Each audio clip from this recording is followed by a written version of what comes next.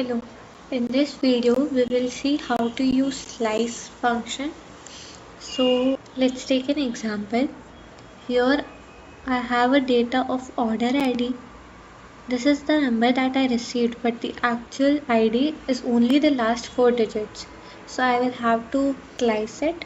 I only want the last 4 digits. So for that I will use the slice function. We'll go here,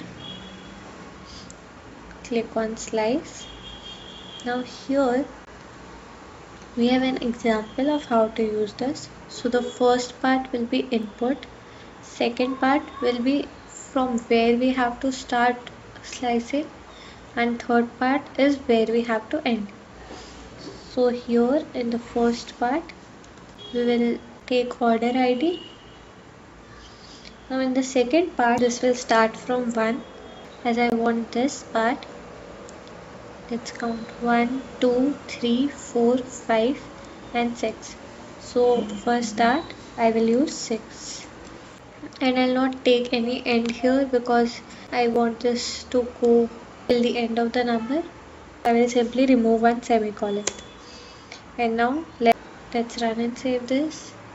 As we can see, the message received has only last 4 digits.